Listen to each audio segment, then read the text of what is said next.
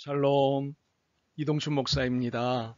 오늘도 여러분의 삶이 주님의 평안으로 가득하시길 기원하며 하나님의 말씀을 나누겠습니다. 오늘 말씀은 로마서 3장 19절에서 31절 말씀입니다.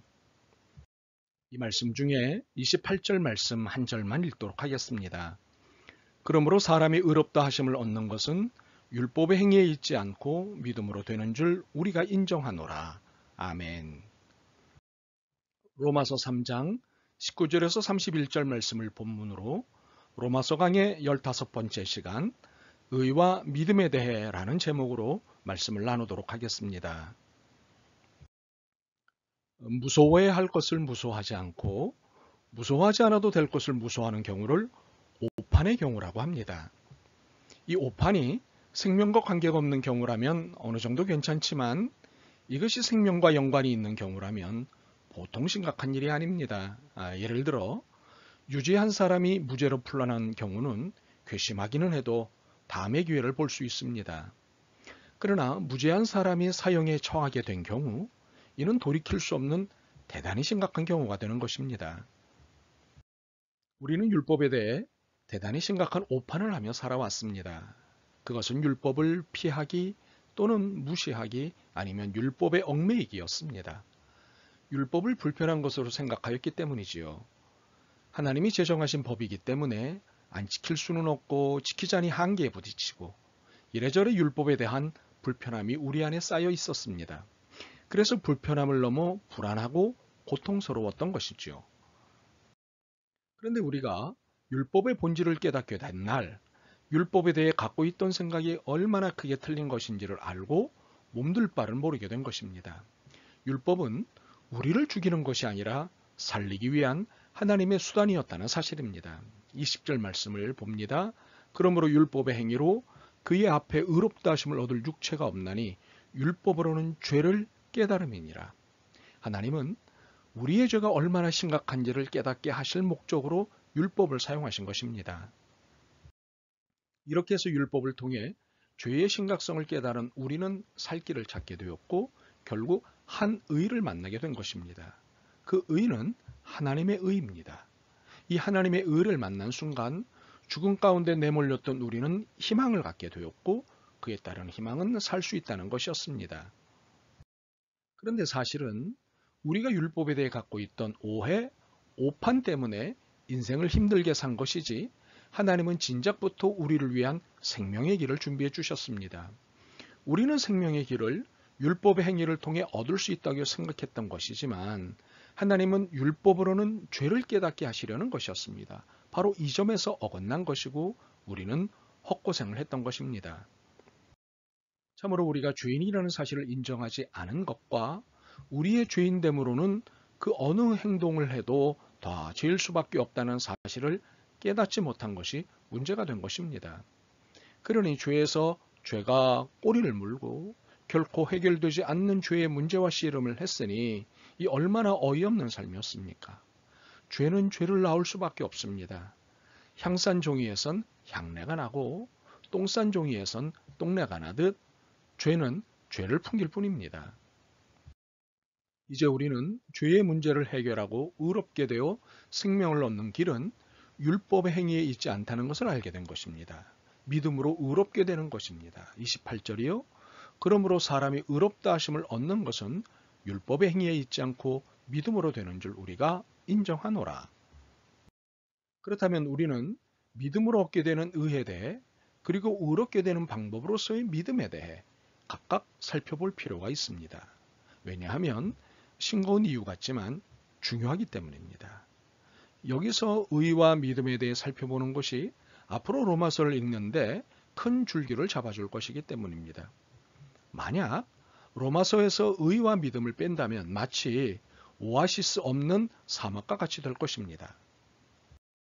본문은 의를 이렇게 소개하고 있습니다. 첫째, 의는 하나님의 것임을 밝히고 있습니다. 이것이 21절과 22절의 내용입니다. 의는 하나님께 해당되는 것이자 하나님으로부터만 시작되는 것입니다. 의는 바름 혹은 옳음입니다. 바르고 옳은 것은 하나님께 해당되는 것이자 하나님만이 판단하시는 것입니다. 그래서 의가 가지고 있는 권위와 힘은 대단한 것입니다. 그 권위와 힘은 세상을 이기는 것입니다. 그리고 율법을 능가하는 힘입니다. 둘째로 율법과 선지자들에게 증거를 받은 것임을 밝히고 있습니다. 21절의 내용이 그것입니다. 이미 율법은 의의 필요성을 우리에게 이야기한 것이었고 이를 선지자들이 증언한 바입니다. 이러한 율법의 태도와 선지자들의 애씀이 있었음에도 불구하고 이를 바르게 이해하지 못한 우리가 행위로 의로워지고 구원을 받으려고 했던 것입니다. 셋째, 예수 그리스도를 믿음으로 얻는 것을 밝히고 있습니다. 22절이 그 내용입니다. 의인은 마구잡이로 얻어지는 것이 아닙니다. 고기를 손으로 잡을 수도 있고 어항으로도 잡을 수도 있고 낚시로도 잡을 수 있고 그물로도 잡을 수 있습니다. 그러나 의인은 고기 잡듯 할 수 있는 것이 아닙니다. 아무거나가 아니라 믿음으로 의를 얻을 수 있습니다. 그것도 예수 그리스도를 믿음으로서만 의를 얻을 수 있습니다. 넷째, 하나님의 은혜로 값없이 얻게 되는 것을 밝히고 있습니다. 24절과 25절이 그 내용입니다. 이것을 다른 말로 하면 의를 얻는 것엔 조건도 없고 차별도 없습니다. 22절과 29절, 30절이 말하는 바입니다. 의인은 돈을 주고 사는 것이 아닙니다. 선행으로 사는 것도 아닙니다. 내가 죄인임을 정직하게 인정하고 죄의 문제를 해결해 주실 분은 예수 그리스도밖에 없다는 사실을 믿을 때 의가 값없이 주어지는 것입니다. 일체의 노력이 필요 없는 은혜로 주어지는 의입니다. 다섯째로 하나님의 의로우심을 드러내시려고 우리를 의롭게 하셨다는 것을 밝히고 있습니다. 26절이 그 내용입니다. 하나님만이 의로우시다는 사실은 분명한데 이를 인간이 깨닫는데 우둔한 것입니다. 그래서 우둔한 인간을 깨우치시려고 우리를 의롭게 하신 것입니다. 아무리 이 소고기가 국산이라고 외쳐야 믿지 않습니다. 아예 먹어보게 하는 것이 상책입니다. 더 나아가서는 아예 국내 시종으로 처음부터 자라는 전 과정을 공개하는 것입니다. 이처럼 하나님은 자신의 의를 우리가 직접 경험케 하신 것입니다. 그래서 하나님의 의를 인정하게 하신 것입니다.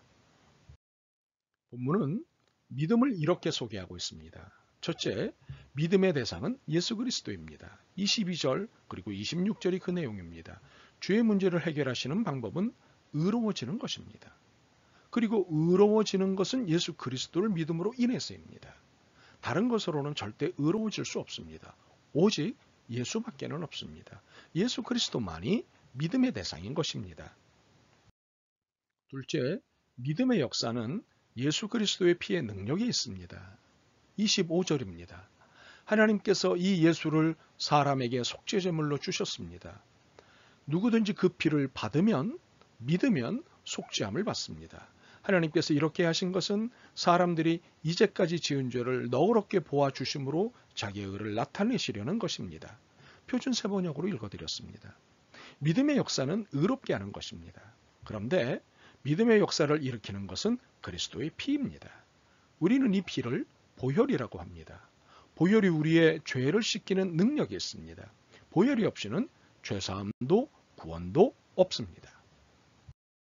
셋째, 믿음은 자랑할 수 있는 것이 아닙니다. 27절이 그 내용입니다. 왜냐하면 이 믿음 또한 행위가 아니고 내 노력도 아니기 때문입니다. 사실 내 안에 믿음이 자연 발생적으로 생겨서 예수 그리스도를 고백하는 것이 아닙니다. 믿음은 주님이 허락하셔야 생기는 것입니다. 고린도전서 12장 3절입니다. 하나님의 영으로 말하는 자는 누구든지 예수를 저주할 자라 하지 아니하고 또 성령으로 아니하고는 누구든지 예수를 주시라 할 수 없느니라. 성령님이 내 안에 예수 그리스도에 대한 믿음을 주시는 것입니다. 그러므로 믿음에 관해서는 자랑할 수 없는 것입니다. 한마디로 모든 것이 다 은혜입니다. 넷째, 믿음으로만 의롭게 됩니다. 28절의 그 내용입니다. 믿음이 없이는 의에 접근할 수 없습니다. 어느 곳에 가면 이런 편말이 있습니다. 관계자 외 출입 금지. 의에 접근할 수 있는 것은 믿음만입니다. 행위로는 절대 불가입니다. 다섯째, 믿음에는 차별도 조건도 없습니다. 22절과 30절이 이를 말하고 있습니다. 이는 믿음을 가질 수 있는 사람이 정해져 있지 않다는 것입니다. 누구나 믿음을 가질 수 있다는 것입니다. 남녀노소, 빈부고화를 막론하고 누구나 믿음을 가질 수 있습니다. 믿음에 관한 한 모두가 공평한 입장에서 출발하는 것입니다. 이것이 하나님의 정의입니다.